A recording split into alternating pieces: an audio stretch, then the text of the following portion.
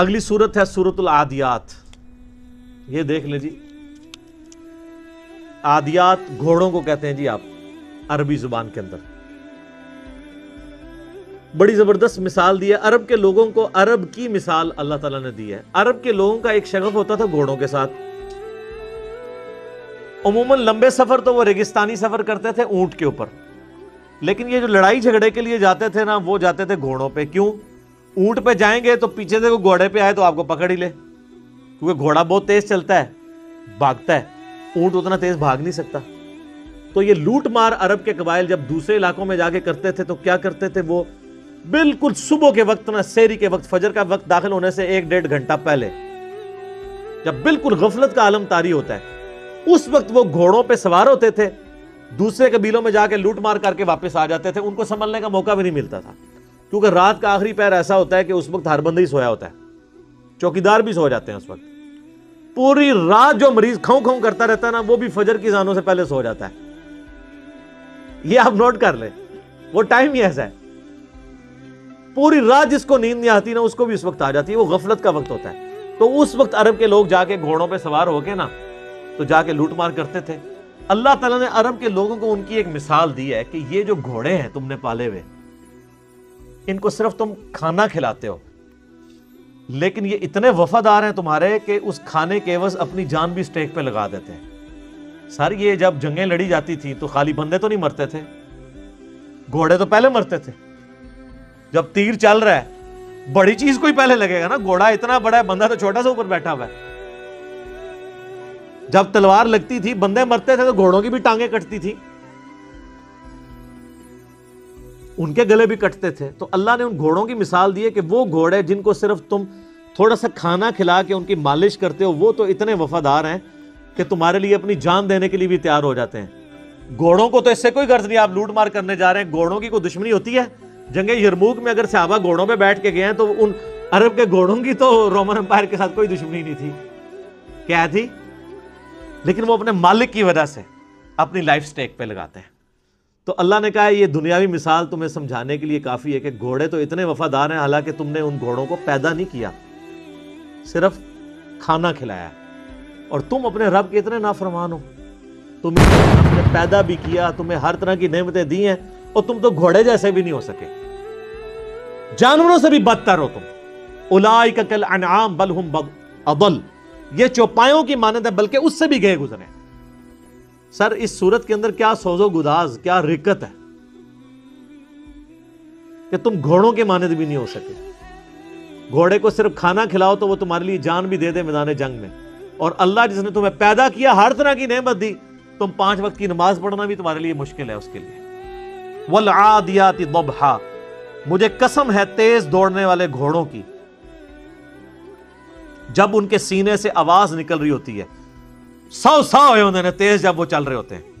فالموریات قدحا، جب وہ پتھروں سے آگ نکال رہے ہوتے ہیں سم مار کے. جب پتھریلی زمین پہ بھاگتے تھے تو ان کے پاؤں کے ناخنوں کے نیچے، آپ کو پتا نا، وہ نیچے لگائے ہوتے ہیں لوہے کی، تاکہ وہ سمیں لگائی ہوتی ہیں تاکہ ان کے وہ ناخن گھس نہ جائیں. تو وہ جب سر پر دوڑتے تھے نا تو چنگاریاں اڑتی تھی.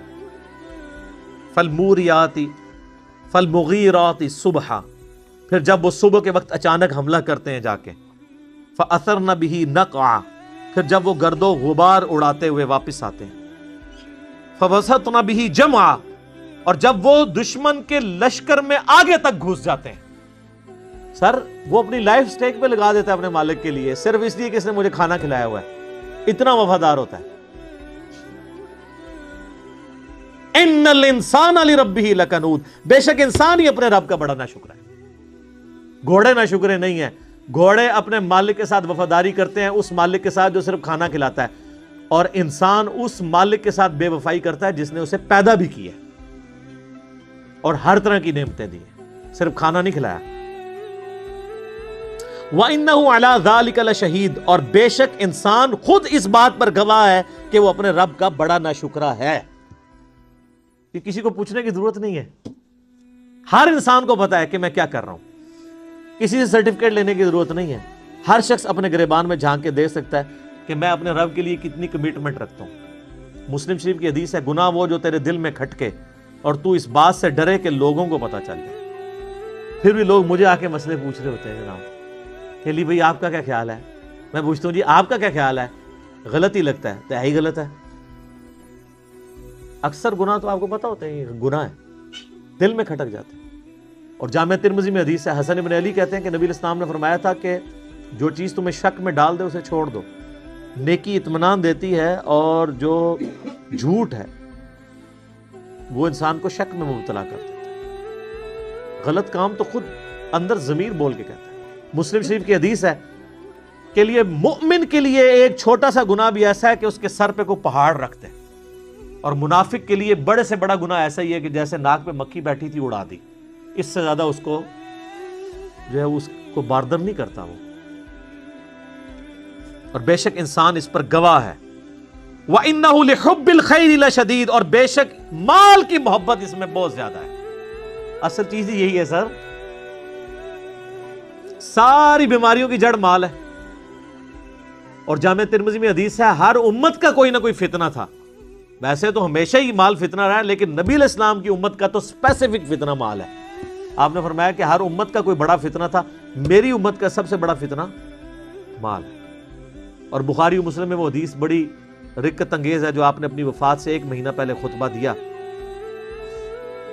شہدائے احد کی قبرستان میں جا کے دوبارہ نماز جنازہ پڑھ کے قبرستان میں صحابہ کو ڈرایا اور کہا کہ دیکھنا میں تمہارا پیش رو ہوں, میں اپنے حوض کوثر کو اس وقت بھی دیکھ رہا ہوں. مجھے اپنے بعد تم سے یہ خطرہ نہیں ہے کہ تم شرک کرنے لگو, لیکن مجھے یہ ڈر ہے کہ تم دنیا کے مال کی محبت میں پڑ جاؤ گے اور پھر ایک دوسرے کو قتل کرو گے جس طرح اگلوں نے کیا, اور پھر تم بھی تباہ و برباد کر دیے جاؤ گے جیسا کہ اگلے. اور آپ دیکھ لیں نبی علیہ السلام کی وفات کے کچھ عرصہ کے بعد یہی امت میں وہی کام شروع ہو گئے. افلا يعلم اذا بعثر ما في القبور, کیا انسان اس وقت کو نہیں جانتا جب اسے قبروں سے نکال لیا جائے گا؟ وہ چاہے قبر مٹی کی قبر ہو, چاہے وہ سمندر میں مرا ہو, چاہے وہ ایئر کریش میں ہواؤں میں اس کی راکھ بکھر گئی ہو, چاہے کسی شیر کے پیٹ میں ہے وہ اس کی قبر وہیں بن گئی, قیامت والے دن اللہ تعالیٰ اسے زندہ کر عالم برزخ سے قیامت میں میدان محشر میں لے آئے گا. وَحُصِّلَ مَا فِي الصُّدُورِ, اور اللہ تعالیٰ ہر اس چیز کو بھی ظاہر کر دے گا جو انسان کے سینے میں چھپی ہوئی تھی. اگر کسی نے کوئی نیکی کا کام بھی کیا ہے نا کسی کو دکھانے کے لیے, تو دنیا میں تو وہ ضرور سخی ہوگا, لیکن اللہ کے حضور 0 سے ملٹیپلائی.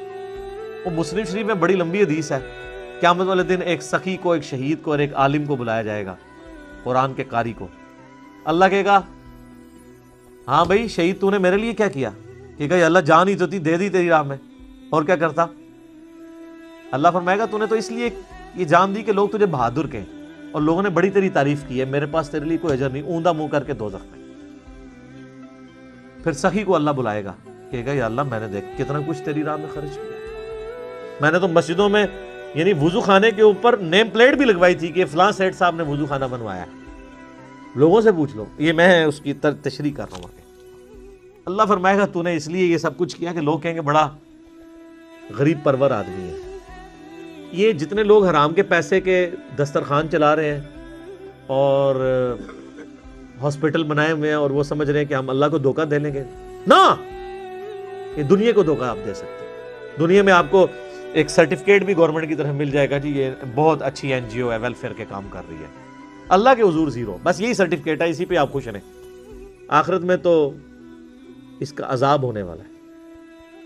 پھر اللہ قاری سے پوچھے گا قرآن کا علم دیا تھا, تو کہے گا یا اللہ میں نے قرآن کا علم کیسا پھیلایا؟ اللہ فرمائے گا تو نے اس لیے پھیلایا کہ لوگ تجھے بڑا علامہ کہیں, تو لوگ تجھے بڑی تعریفیں تیری کرتے تھے, بس تجھے اجر مل گیا دنیا میں.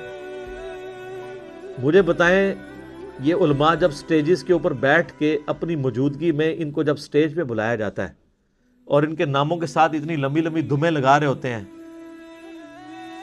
وہ سپاس نامے پڑھنے والے, ان کو شرم نہیں آتی کہ زمین پھٹے اور اس میں گھس جائیں؟ کیا نبی صلی اللہ علیہ وسلم اس طرح کرواتے تھے یا صحابہ ایسے کرواتے تھے؟ پھر اتنے بڑے بڑے اشتہاروں کے اوپر 4 دمیں پہلے لگی ہوتی ہیں, 3 بعد میں لگی ہوتی ہیں, اور پتہ نہیں کیا کچھ لکھا ہوتا ہے. تو بس یہی ان کو ملنا ہے, آخرت میں کچھ نہیں ہے.